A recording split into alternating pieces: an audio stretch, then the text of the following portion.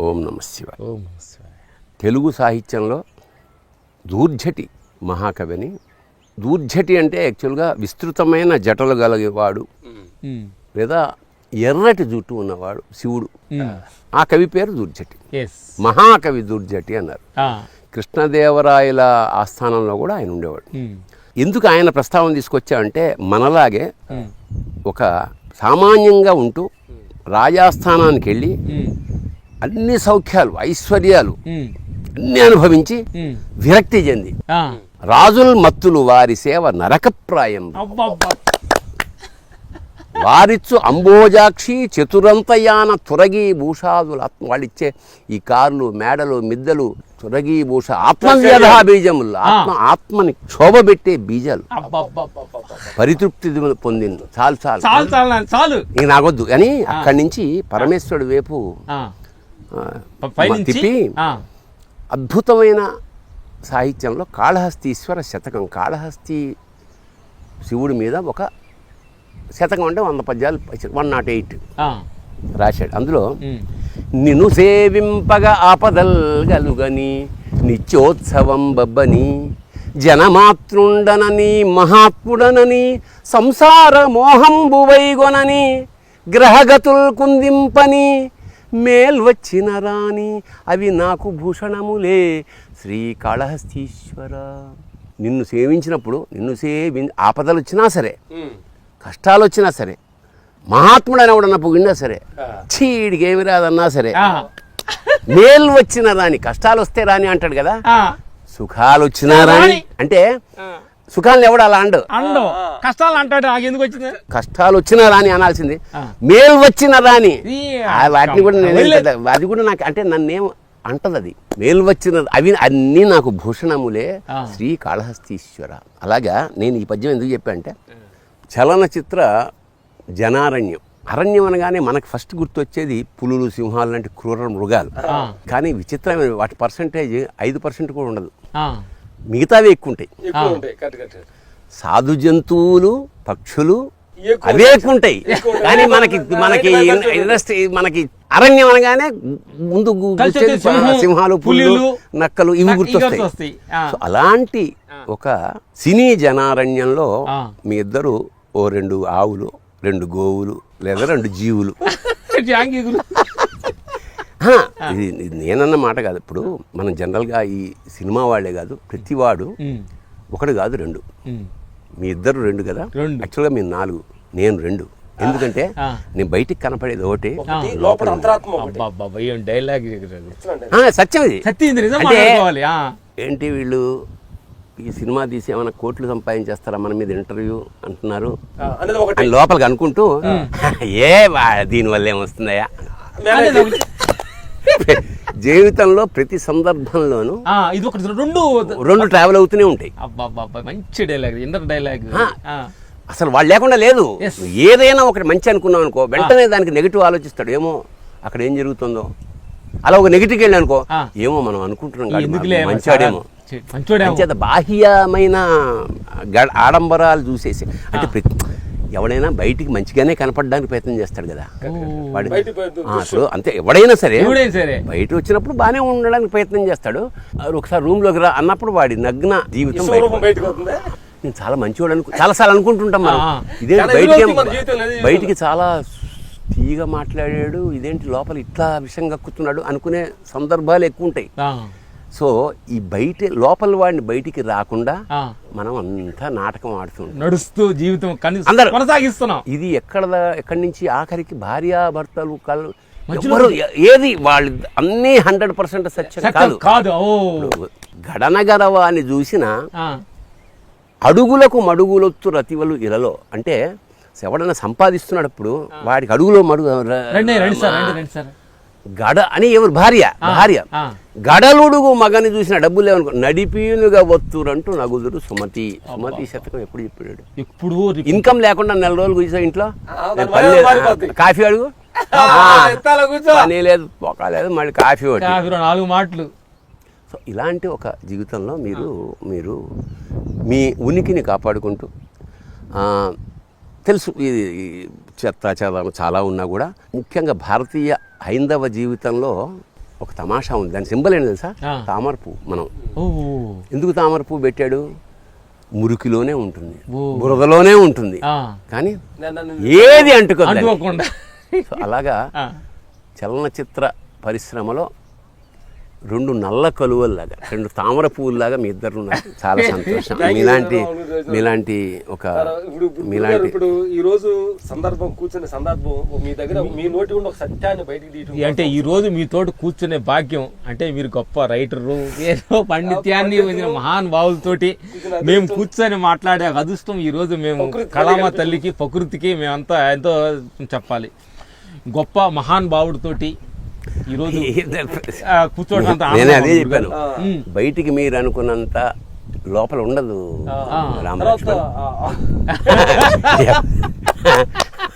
అందుకనే మనం మనం మనం ఒక సామాన్యుల్లాగా మన జ్ఞానాన్ని పంచడం కాదు, మన అజ్ఞానాన్ని పంచుకుందాం. అబ్బా ఏం డైలాగ్ చెప్పారు గురు. అది మీకు ఎంతకంటే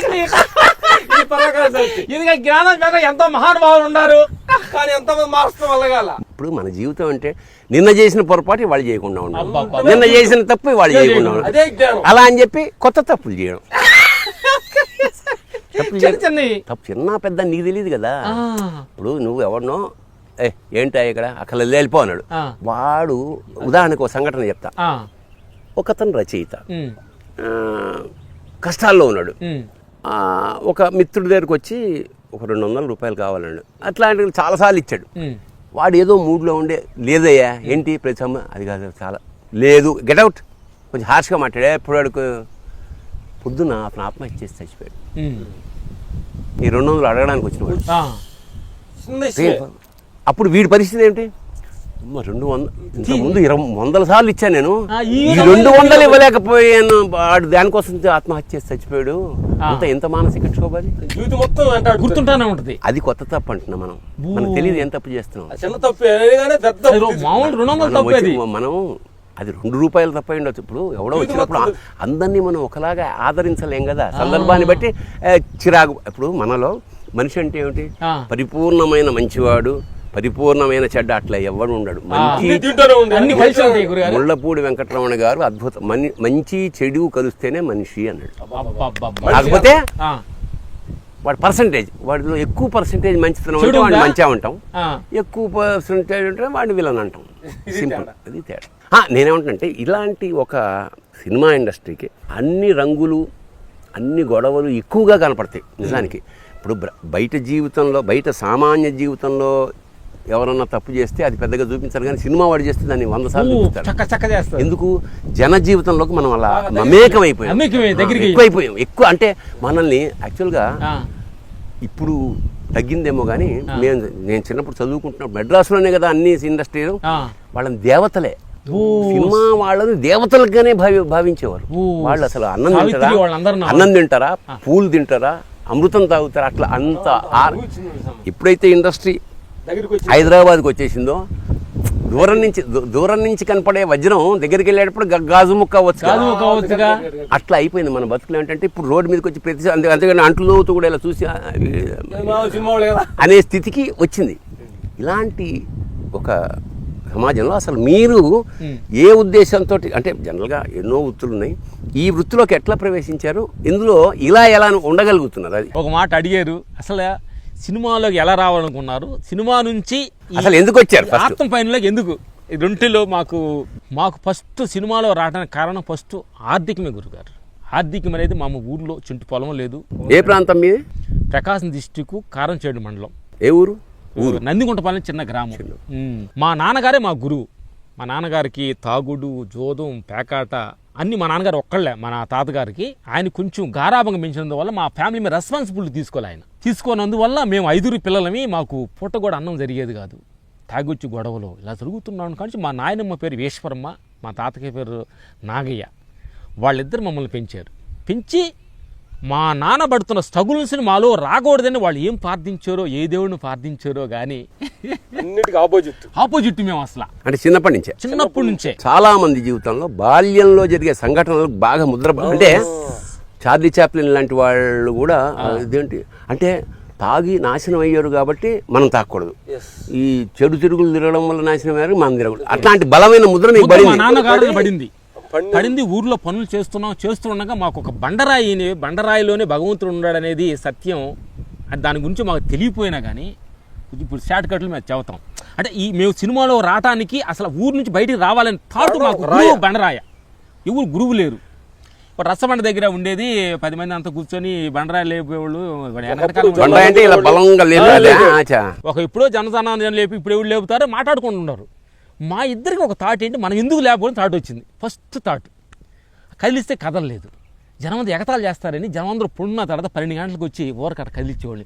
ఆంజనేయ స్వామి బెల్ల తిరణాల్లో కొనుక్కొని మెడ కట్టుకొని ఆంజనేయం తలుచుకుంటే బలం వస్తుందని చెప్పేవాళ్ళు కదా. ఆయన చూడటం కొంచెం లేవటం అట్ట ఒక సంవత్సరం పాటు ప్రాక్టీస్ చేస్తే రచ్చబండ దగ్గర కూర్చుంటే సార్ మీ బండ్లు లేపుతానన్నాం. పెద్దలు కదా మీ ప్రాక్టీస్ వాళ్ళకి తెలియదు. పెద్దలు మీరే లేపుతారా అన్న, లేపుతాం చూడండి. ఇద్దరం కలిసి లేపేశాం. ఆశ్చర్యపోయారు. అప్పుడు మమ్మల్ని వచ్చి అప్పుడు దాకా అసలు ఊర్లో ఒక అమాయకంగా ఒక 0 స్టేజీకి అసలు మాట్లాడడం తెలియదు అన్న వాళ్ళు ఒక తెలియని చెలు పట్టుకోవడం ఏం తిన్నారా మీరు అంటాం ఇలా వచ్చింది. అప్పుడు అమాయకత్వం ఉన్నవాళ్ళు ఒక తెలియని ఒక హీరోయిజం మాలోకి వచ్చింది. సడన్గా మా ఊరోళ్ళు కొంతమంది మా పేరు తట్టుకోలేక ఇంకో ఆపోజిట్ పార్టీ మా ఓడించారు.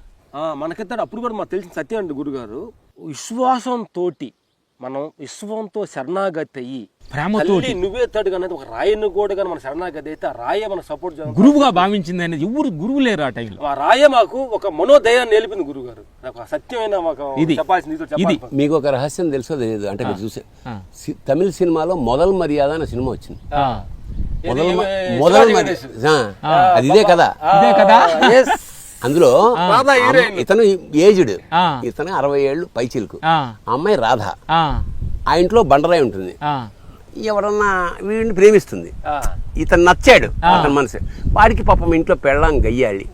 ఈ అమ్మాయితో కనెక్ట్ అయ్యాడు. అమ్మాయి అన్నం తినిపిస్తే ఏడ్చాడు. వయస్సులో లేనే నేను ప్రేమించడానికి ఈ ముసలి అనుకుంటోందేమో అని ఒక బండరాయిని చూస్తుంటాడు. చూసి ఎవరు లేకుండా చూసిందని లేపే ప్రయత్నం చేస్తుంటాడు. అది సినిమా మీకు తెలిసి లేకపోతే మళ్ళీ చూడండి, మొదల్ మర్యాద దాని పేరు. అలాగా ఒక ఊర్లో వాళ్ళు కాంపిటీషన్ మళ్ళీ ఓడించారు. ఓడించిన ఓటమికి మేము వెనకబడకుండా మా నాన్న డీజర్ కదా ఆ ఊర్లో మా నాన్న పోవడం ఓడిపోయామని చెప్పి కథ తీసుకొని అమ్మబడ్డాడు. నరికేత్తం కాళ్ళు నా వాళ్ళు ఓడిపోతారని మళ్ళీ వేరే గురువు దగ్గరికి వెళ్ళి నేర్చుకొని ఆ ప్రకాశం డిస్టిక్లో అంత పబ్లిక్ స్టేట్ వేసి లేపేసాం.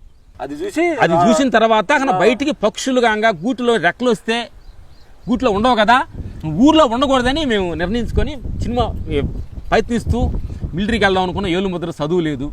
ఆ తర్వాత రాజు మాస్టర్ గారు మా నాన్నగారు కోడిపందాల హెడ్. మా నాన్న రాజు మాస్టర్ గారు కోడిపందాలకు ఆ ఊరు రావటం మా నాన్నగారి ఫ్రెండ్ ద్వారా ఫైటర్కి వెళ్ళడం అనేది ఫస్ట్ టైం. చేరడమే ఫస్ట్. అప్పుడు ఎంత వయసు మీది? 19-20 వయసు ఉంటుంది. అప్పుడే చేరారు అసిస్టెంట్ రాజు మాస్టర్. ఎన్నేళ్ళు? ఇప్పుడు 34-30. ఆయన దగ్గర చేరాక ఎన్నేళ్ళకి మాస్టర్ అయ్యారు మీరు? మేము 2001 ఫైట్ మాస్టర్ అయ్యి హైదరాబాద్ వచ్చాం. ఇక్కడ హైదరాబాద్ లేరు అప్పుడు? చెన్నై వెళ్ళాం. చెన్నై 87లో చెన్నై వెళ్ళి 89 ఫైటర్ కార్డు తీసుకొని 2001 ఫైట్ మాస్టర్ ఇక్కడికి వచ్చాం. చెన్నైలో ఉన్నప్పుడు ఇండస్ట్రీ ఇక్కడ రాకముందు. అవును, నేను 90లో వచ్చా. 87 వెళ్ళిపోయాం. ఆ తర్వాత రాజు మాస్టర్ ద్వారా ఇండస్ట్రీకి వెళ్ళడం జరిగింది. ఇప్పుడు ఊర్లో ఆడికి వెళ్ళిన చదువు లేదు, ఏదో బాయిల కప్పలాగా ఉన్నాం. గురుగారి దగ్గర ఏదో కింద పడ్డా అన్ని నేర్చుకోవడం చెందింది. మా ఊర్లో లెటర్ రాయటానికి కోసం మా సూర్యనారాయణ గురుజీ అని ఆయన ఉండేవాడు. ఆయన వేదాద్రి మహర్షి శిష్యుడు. ఆయన వేదాద్రి మహర్షి డిస్కషన్ మీటింగ్ జరుగుతుంటే మేము లెటర్ రాయడం కోసం పక్కన ఉంచున్నాం. చూస్తే మీటింగ్ జరుగుతుంది లోపల. మార్నింగ్ వచ్చిన కోపం ఈవినింగ్ ఒకటికి ఉంటుంది. అదే నైట్ వచ్చిన కోపం పెద్దగా ప్రాబ్లం చేయదు, కానీ మార్నింగ్ వచ్చిన కోపం చాలా డిస్టర్బెన్స్ చేస్తుంది అనేది ఒక పాయింట్ మా తమిళ్లో అర్థమైంది. ఇదేంటో బాగానే ఉందా అని చెప్పి స్వామివారి మఠంలోకి ఫస్ట్ క్లాస్ తెలుగు అతనే జీవసమాధయ్యారు అక్కడ వడపల్లి ఒక గుడిలో. వడపల్లి తెలిసిన స్వామివారి మఠం చెప్తే అక్కడ లోపల ఫస్ట్ టైం దీక్ష తీసుకున్న తర్వాత మళ్ళీ అప్పుడు మర్చిపోయాం. జీవితం ఎదగదానంలో పెద్దగా పట్టించుకోలే. ఇప్పుడు 2001 ఫైట్ మాస్టర్ హైదరాబాద్ వచ్చి ఈడియట్టు అమ్మ తమిళమ్మాయి గురుగారు పూరి జగన్నాథ్ కొడుతూ మా సైపు స్టార్ట్ అయ్యింది. జర్నీ ఈ ఆటల్లో కొంచెం డబ్బులు ఫేరు వచ్చిన తర్వాత కొంచెం అహంకారం కూడా వచ్చింది గురుగారు. గట్టిగా వచ్చింది.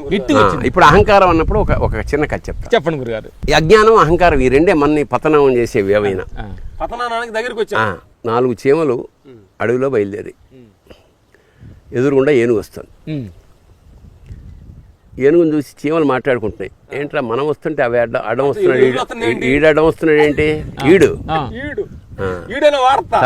చంపేద్దామా అంటే చంపేయడం ఎందుకు చూసి 4 కాళ్ళు తీసేద్దాం ఒకటి అంటే 4 కాళ్ళు ఎందుకు తీసేయడం, మనకి తీసి విసిరి అవతల పడేస్తే ఓ పని అయిపోద్ది కదా. రే మనం 4 ఆడు ఒక్కడు కరెక్ట్ కాదు కదా, పక్క నుంచి వెళ్ళిపోదాం. అహంకారం ఎట్టుంటదంటారా?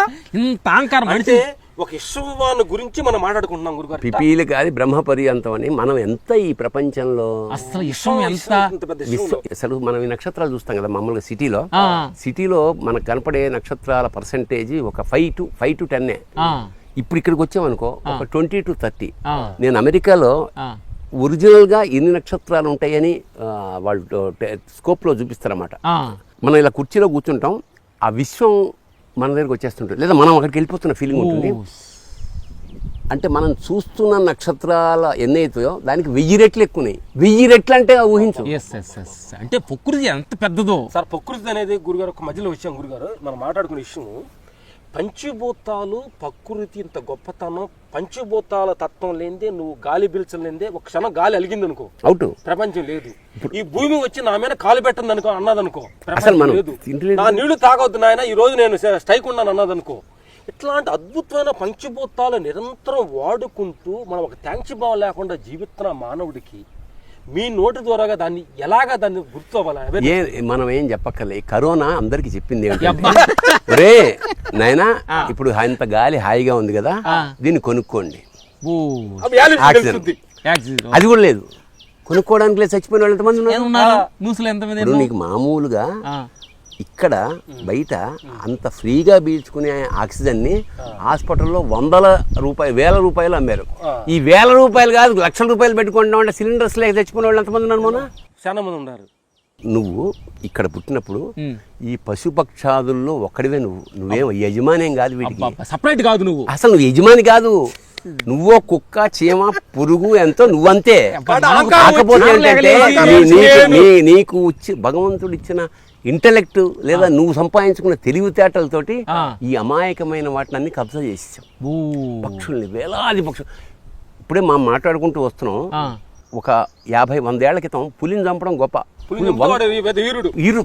ఎట్లా చంపాడు? పోనీ చేత్తోట, కత్తితోట, గన్నుతోటి. అక్కడెక్కడో గనక సింహం ఉంటే ఇక్కడ గన్తో చెప్పడం అది వీరత్వం. చూస్తుంటే రాజులు పులి పక్కన పెట్టుకొని మొన్నటి వరకు నిజాం నవాబుల వరకు కత్తులు చంపేశారు. ప్రకృతి సమతుల్యం. మనకి పాము కావాలి, కప్ప కావాలి, పురుగు కావాలి, అన్ని కావాలి. ఆఖరికి ఎప్పుడైతే ఈ భూమిలోంచి తేనెటీగలు చచ్చిపోతాయో మానవ జాతి అంతరించిపోతుందని శాస్త్రం. ఆ రిలేషన్షిప్. ఎందుకంటే తేనెటీగ అంటే 1,00,000 రకాల పూలలోంచి ఏరుకొచ్చి అది పుష్పింపజేస్తుంది. అది కనుక ఆ డిపార్ట్మెంట్ కట్ అయిపోయింది అనుకో, నెక్స్ట్ కి పంటలు ఉండవు. పంటలు లేకపోతే పొలం ఫుడ్ ఉండదు, ఫుడ్ లేకపోతే మనం బతకలేము. శిలక గురుగారు కరెక్ట్ పండిన కాయని టచ్ చేసి అదే ప్రకృతిలో మమేకం కాకుండా. ఇంకోటి చాలా తమాషైన విషయం, ప్రపంచంలో అన్నం కోసం పనిచేసే ఏకైక జంతువు మనిషి. నువ్వు ఎప్పుడైనా చూసారా వేరే పనులు ఏమన్నా చేయడం? పక్షులు ఏమన్నా వేరే పనులు చేస్తా? అడవి సింహం ఏమన్నా పని చేస్తా? ఫోన్ చేయడం, పడుకోవడం, సంతానోత్పత్తి, అంతే. ఏ జంతువు పని చేసి చూడ గమనించి మీరు చేయిస్తున్నారు. అదే కుక్కలతోటి గొలుసు కట్టి, గుర్రాలతో కళ్యం పెట్టి, మన పశువుకి తాడు కట్టి నువ్వు చేస్తున్నావు. కానీ ప్రపంచంలో ఏ జంతువు, ఏ పక్షి, ఏ కీటకం పనిచేయదు తిండి కోసం. అది గింజ ఏరుకుంటూ ఉంటుంది. మరి ఒకసారి ఇంత విస్తట్లో రాదుగా, రాదు దానికి. రెక్కాడితే కానీ డొక్కాడు అంటారు, ఇదే లెక్క. అలా ఇప్పుడు అయితే ఏవి బ్యాంకుల్లో దాచుకో. ఎందుకు సుఖంగా ఉంటాయంటే మనోడికి సంపాదిస్తాను. ఒక పిట్ట జంట ఉంటే పిల్లలు పుట్టిన తర్వాత రెక్కలు రాగానే పక్షి ఎగిరిపోతుంది. దానికోసం ఇది బెంగెట్టుకుని ఉత్తరాలు రాసి మెసేజ్లు ఏం పెట్టలేదు. అది నేచర్ కి వ్యతిరేకంగా ప్రవేశిస్తుంది. మనం ఎందుకు ఇంత బాధపడుతున్నాం అంటే మానసికంగా, ఎందుకంటే మనం ప్రకృతికి విరుద్ధంగా ప్రవర్తిస్తున్నాం. వర్షం వచ్చింది, అన్ని తడుస్తాయి కదా, మనం గుడిగేస్తాం, ఎండ పరిగెడతాం ఇంట్లోకి, ఎండ వస్తుంది, ఇంకోటి ఏదో కప్పు, చలేస్తుంది, దుప్పటి కప్పుకుంటాం. ఏ జంతువు అయినా, ఏ పక్షి అయినా, ఏ పురుగు అయినా అలా చేస్తుందా? అంటే ప్రకృతికి ఎగేస్ట్గా ఎప్పుడైతే పోతున్నామో మనం, దూరం అయ్యామో, ప్రకృతి ఏమనుకుంటుందంటే ఓహో వీళ్ళని కాపాడుకో, వీళ్ళని చూసుకుంటారులే, ఇక మనకెందుకు, కట్ చేస్తే కొడుతుంది వర్షం, దెబ్బకి వరదలు, అంటే సర్వనాశనం అయిపోవడానికి ఇదే. ప్రకృతికి దూరంగా వెళ్ళిపోవడమే. ఇప్పుడు మనం అనుకునే దేవుడు ప్రకృతే, ప్రకృతే దేవుడు, వేరే ఏమీ లేదు. ఈ పంచభూతాలు ఏమో ఇవే దేవుడు. గురుగారు అందుకనే మన వాళ్ళు ఎప్పటి నుంచి చెట్టుని, పుట్టని, గుట్టని, పెట్టని పూజించేవాళ్ళు. ఎవరిని పూజిస్తావు? ఇప్పుడు నువ్వు ఒకరిని ప్రేమిస్తావు, భార్యని ప్రేమిస్తావు, తండ్రిని గౌరవిస్తావు, గురువుని కూడా గౌరవిస్తావు, దేవుని ఒక్కరిని పూజిస్తావు. కానీ ప్రకృతిని మనం పూజించడం అంటే, చెట్టుకు పూజ చేసామంటే ప్రతి దాంట్లో అంటే మనకి జీవం జీవించాలి, కృతజ్ఞతకు పరాకాష్ట పూజించడం అంటే అంతే కదా. ఒక చెట్టుని, పుట్టని, ప్రతి, అందుకనే ఒరే దేవుడితో పాటు వాళ్ళ జంతువులను కూడా, ఇప్పుడు శివుడు ఉన్నాడు అనుకో, ఎద్దును కూడా పూజించి నంది అన్నాం, గరుత్మంతుడు అన్నాం, కాకి అన్నాం. ఇట్లాగా ప్రతి వాటిని అంటే మన భారతీయ సంస్కృతి ఏమిటంటే, నువ్వు బతుకు, లివ్ అండ్ లెట్, పక్క వాళ్ళని బతుకు, ప్రకృతిలో లీనం, అంత మమేకం అయిపో. ఇప్పుడు ఇవాళ కరోనా వచ్చింది కాబట్టి ఫామ్ హౌస్, చెట్టు, చామాన్ బయటకు వస్తున్నారు, కానీ లేకపోతే పుట్టల్లో చీమలు, ఇవాళ ఫ్లాట్స్ ఉన్నాయి, పావురాల గూళ్ళ కన్నా పక్కింట్లో ఏం జరుగుతుందో తెలీదు, మంచి జరిగిందా తెలియదు. ఒక పల్లెటూరులో ఉండేదనుకో, ఒక ఇంట్లో శుభకార్యం అయితే ఊరంతా కదిలి వచ్చేది. ఇవాళ పక్కింట్లో పోయినా, శుభకార్యం జరిగినా మనం పలకరిస్తే తెలియదు, అసలు 302 ఎవరు ఉంటుంటే ఏమో తెలియదు. నేను జేసుదాస్ గారితో పాట పాడించుకున్నాం. ఆ జేసుదాస్ గారు ఎక్కడ ఉంటారో అనుకుంటే, ఆయన ఇండియాలో ఉండడు, న్యూ జెర్సీలో ఉంటాడు. న్యూ జెర్సీకి మేము వెళ్ళాం వేరే పని మీద, జేసుదాస్ గారి ఇంటికి వెళ్ళాం, లేడు, లాక్ చేసి ఉంది, చాలా లెటర్స్ అన్ని పడేసి ఉన్నాయి కింద, అంటే చాలా కాలంగా లేడు. సరే ఇక్కడ ఎదురుగుండా ఒక ఇంటికి వెళ్ళి, సార్ ఇక్కడ మా హూ ఇస్ దట్, జేసుదాస్ అండి, oh that fellow who sings, పాడుతూ అప్పుడప్పుడు పాడుతుంటాడు వాడా, జేసుదాసు ఇంత గొప్పవాడు తెలియదు వాళ్ళకి, తెలీదు. సేమ్ ఇప్పుడు మన పరిస్థితి కూడా భారతదేశంలో ఈ మనకి ఫ్లాట్స్లో 30 మందిని అనుకో, మనకి ఎప్పుడో ఎవడో మేనేజ్ వచ్చి బిల్లు కట్టమంటారు తప్ప పక్కవాడికి ఏమన్నా అవుతుందో మనకి తెలియదు. కాకి తెచ్చిపోతే 100 కాకులు వస్తాయి, కానీ ఇవాళ కన్న కొడుకు కూడా కరోనా వచ్చిన శవాన్ని ముట్టుకోవట్లేదు, అంత దుస్థితికి ఇవాళ. ఎందుకు? ఎంతటికి కారణం ఏంటంటే ప్రకృతికి దూరం అవ్వటం వల్ల. ప్రకృతికి మనిషి ఎంత దూరం అవుతున్నాడో అన్ని విపత్తులకు గురి అవుతున్నాడు సత్యం. సరే, ఇప్పుడు అయిపోయింది. సరే, మీరు ఇచ్చారు. జనరల్గా ఈ మెకానిక్స్ కానీ, ఈ డ్రైవర్స్ కానీ, వీళ్ళ వృత్తుల్లో ఎట్లా అంటే వ్యసనాలు చాలా అటాచ్డ్గా ఉంటాయి. ఎందుకంటే రాత్రింబగళ్ళు పనిచేస్తారు, ఫిజికల్గా ఒక 1000 కిలోమీటర్లు నడుపుతాడు కాబట్టి. అలాగే మీది కూడా ఫిజికల్గా, మానసికంగా కన్నా ఫిజికల్ తోటి కాబట్టి వ్యసనాలకి తొందరగా అటాచ్ అయ్యే అవకాశం ఉంది. మరి మీరెందుకు, ఎట్లా అంటే ఏ శక్తి మిమ్మల్ని అక్కడి నుంచి కాపాడింది ఫ్రమ్ ద బిగినింగ్? ఫస్ట్ మీరు మా నాయనమ్మ గారు ఊర్లో అలవాటు లేదు, బయటికి రాబోయేటప్పుడు ఫ్యామిలీ చేస్తుంది విజయాల గురు గారు, ఈశ్వర్ మా ఆవిడ, నాయన మీ నాన్నలాగా మీరు కాకూడదు. మీ నాన్న జీవితం చాలా విపత్తులు గుట్టే, సంకనాకపోయి చాలా అవమానాలు గురైంది. మీదే రకంగా మీ జీవితం ఉండాలంటే సినిమాకి వెళ్తున్నారు కదా, మా నాయనమ్మ అంటే గురుగారు ఏంటంటే, మా నాయనమ్మ విషయంలో ఒకటి చెప్పాలి. మా అమ్మని పిలిచేవాళ్ళు కాదు, మా నాయనమ్మ అమ్మని పిలిచేవాళ్ళు. అంటే అమ్మ పాలు జరిగి ఇద్దరు కాదు, కవర్లో 2 పాలు జరిపోతే అమ్మ దగ్గర మా నాయన దగ్గర బెదిగాం. ఆవిడ చెంగు పట్టుకుని తిరుగుతుండే, ఢిల్లీ తిరుగుతుండే. అంటే మా నాయన గొప్పతనం అంటే, పొద్దున్నే మా కరెంట్ లేదు కదా గురుగారు, పొద్దున్నే బుడ్డితోటి అలా వచ్చేసి మా ఇద్దరు 4 గంటలకి నవ్వండయ్యా బయటికి వెళ్ళేది. అలాగే నేను నిలబడిపోతున్నాను గురుగారు, నిలబడిపోతున్నా అంటే మా ఆటానికి వెళ్ళేవాళ్ళం కదా, పొద్దుకొని కళ్ళు మీద కూర్చునేది. మేము వచ్చిన తర్వాత మా ముఖాలు చూసి నిలబడిపో చూసేది. అంటే మా లోపల ఉన్న ఒక ఆనత్యాన్ని ఆవిడ గ్రహించింది అనుకుంటున్నాం. ఆవిడ ఇంత ప్రేమిస్తుంది, ఎంత దగ్గరగా ఉంది, ఆవిడకి ఒక మాటకు మనం నిలబెట్టలేమా? సత్యాన్ని చేసుకుంటూ మా రాజు మాస్టర్ గారు ఫైటర్స్ అంతా కలిసి ఒక రోజు మీటింగ్ చేసి తాగితేనే రామలక్ష్మణ్ ఉండాలని డిసైడ్ చేసిన రోజు కూడా కరెక్ట్ మా నాయనమ్మ చెన్నైలో అలా కళ్ళ ముందుకు వచ్చారు.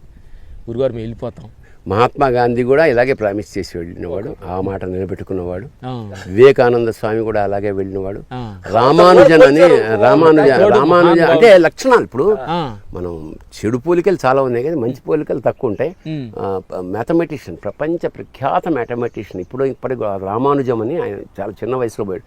అతను కూడా తల్లిదండ్రులకి ప్రామిస్ చేసి వెళ్ళి ఆ మాట నిలబెట్టుకున్నాడు అన్నమాట చివరిదాకా. అట్లాగా అంటే మీకేమిటంటే మీ జీవితంలో మీ నాయన ఈశ్వరమ్మ గారు కృప ఎంత ఉందో మీరు థ్యాంక్స్ చెప్పుకోవాల్సి మీ నాన్నకు కూడా. నెగిటివ్ ఎనర్జీ అమ్మ, అంతే కదా అమ్మ బాబాయ్. కొన్ని భయం వల్ల ఎక్కువ. ఇప్పుడు మనం భక్తి భయభక్తులు ఇద్దరికి ఉండాలి. భక్తి వల్ల కూడా కొన్ని మంచి పనులు జరుగుతాయి. ఇప్పుడు మధ్యతరగతి వాడికి ఒక సైకాలజీ ఉంటుంది, ఒక చిన్న భయం ఉంటుంది. ఇప్పుడు అప్పు చేస్తే తీర్చలేమో, అందువల్ల వాడు సవ్యంగా ఉంటాడు, నెమ్మదిగా ఉంటాడు. ఆ భయం అవసరం అక్కడ. అంటే భయం కూడా అవసరమే మనిషికి, చాలా అవసరం అండి. భయం లేకపోతే ఏంటే, భయం లేని వాళ్ళు ఒకసారి అప్పు చేసి అలవాటైన వాళ్ళు కోట్లు చేసేసి రోడ్ల మీదకి వచ్చేసిన వాళ్ళు ఎంతమంది లేరు ఇండస్ట్రీలో కూడా. అలవాటైపోతుంది. సో జీవితం పట్ల ఒక గౌరవం ఉండాలి, భయం ఉండాలి. అంచేత ఒక చేట భక్తి ఉంది మీకు, మీ ఈశ్వరమ్మ గారి భక్తి, మీ నాన్నంటే భయం. ఆ భయం కూడా మిమ్మల్ని ఎక్కువ కాదు సరైన బాటలో పెట్టిందని. ఇంకోటి ఏంటి తర్వాత మాకు గురుగారు ఈ ధ్యానం మారంకి వచ్చిన తర్వాత ఏంటంటే విశ్వం అనే ఒక శక్తి, ఒక సీసీ కెమెరా ఎలాగో చూస్తుందో నిరంతరం మన బాతుల్లో ఉండండి, మన బెడ్రూల్లో ఉండి జనానికి అగపడుతున్నారో లేదో తెలియదు కానీ మమ్మల్ని ఇద్దరిని ఫాలో అవుతున్నాం కెమెరా అనేది సాక్షిగా చూస్తుంటాం అనేది మాకు ఎక్కడో తెలియని ఒక సెన్స్ మాకు కనెక్ట్ అయింది. అవునవును. అది ఇప్పుడు నువ్వు బయట పెట్టే కెమెరా అనుకుంటున్నావు కదా, అది బయట కాదు, కెమెరా లోపల ఉంది.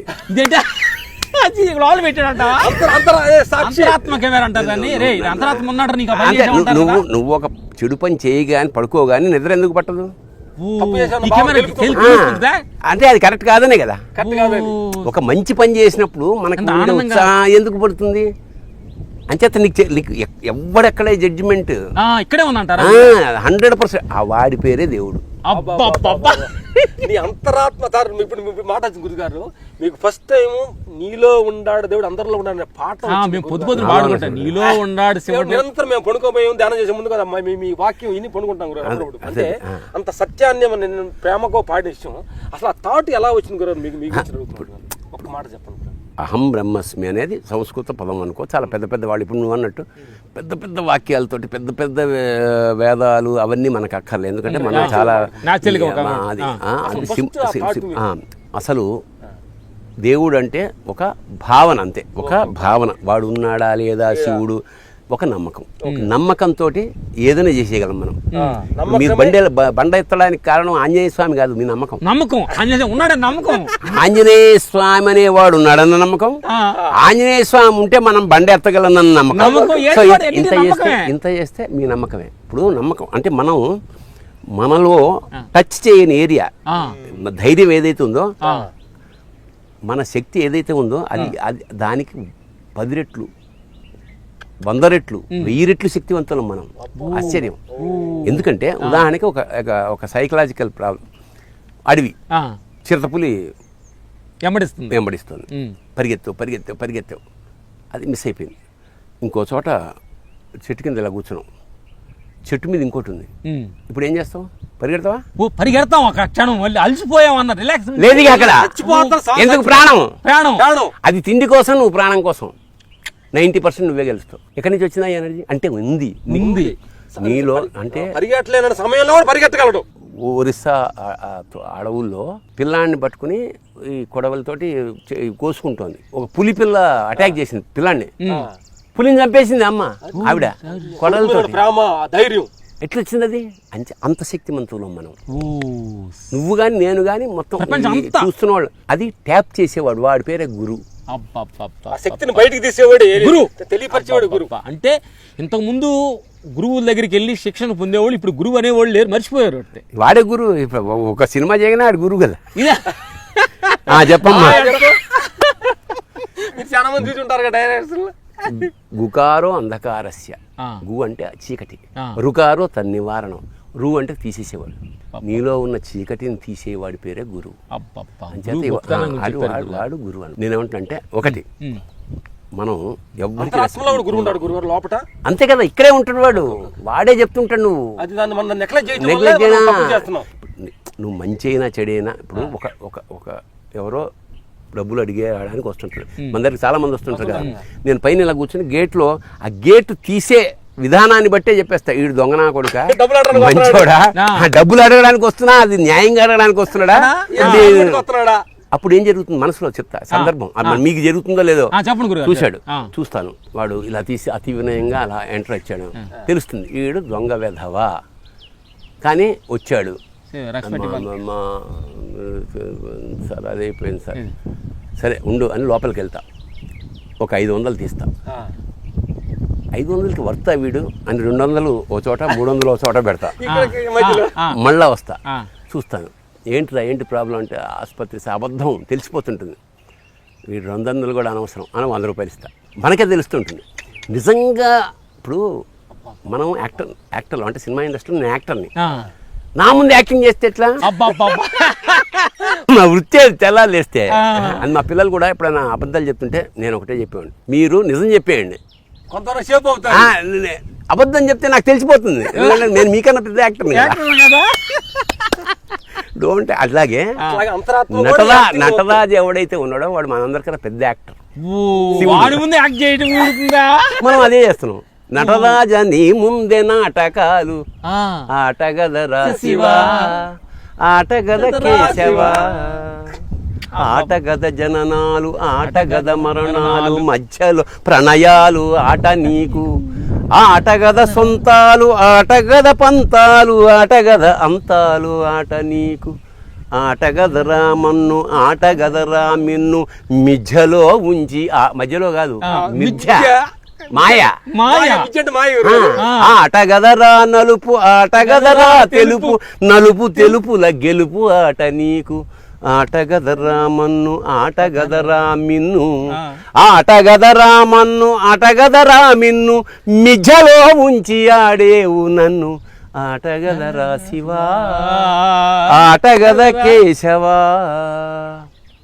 నేను అనుకోవడం మంచి మీటింగు, మరి ఇంకొక ఎందుకంటే ఇవన్నీ పర్సనల్ ఎక్స్పీరియన్సెస్, నీవైతేనే మావైతేనే ఇంచుమించు ప్రపంచంలో ఉండే అందరికీ ఇలాంటి ఎక్స్పీరియన్స్లే ఉంటాయి. కాకపోతే ముసుగు వేసుకోకుండా, నేను ముందే చెప్పా కదా, మన జ్ఞానాన్ని కాదు పంచాల్సింది, మన అజ్ఞానాన్ని పంచితే చాలు, అప్పుడు తెలుస్తుంది ఏమిటని. స్వస్తి. టయాన్ని మాతో స్పెండ్ చేసినందుకు నాకు కూడా రామ్ లక్ష్మణ్, మీరు అక్కడ ఎక్కడో ఫైట్ కంపోజ్ చేసి నన్ను అక్కడ కొట్టి ఇక్కడ కొట్ట అనాల్సిన వాళ్ళు ఇలాంటి క్వశ్చన్లు అడగడం, మీరు ఆన్సర్లు చెప్పడం అనేది చాలా చాలా చాలా ఇవాళ చాలా.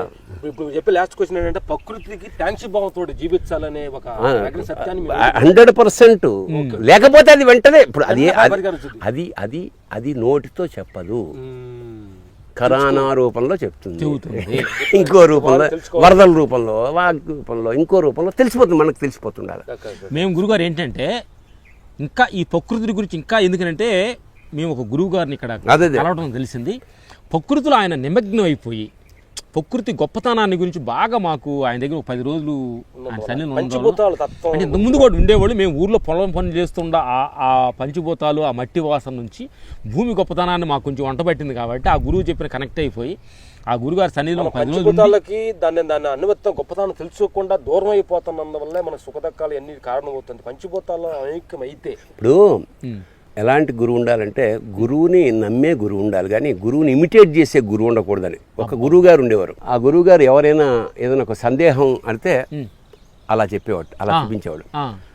వీళ్ళు అటువైపు చూసేవారు, వాళ్ళకి సందేహ నివృత్తి అయిపోతుండేది. ఓ శిష్యుడు చూశాడు, ఏమిటి ఎప్పుడు చూసిన గురువుగారు ఇలా చూపిస్తున్నాడు అని, సరే చూద్దామని వీడు అడవిలో పోతున్నాడు, దొంగలు కనిపెట్టారు, దొంగలు కనపడ్డారు, ఫలానా నిధి ఎక్కడుంది అని అది అడిగారు.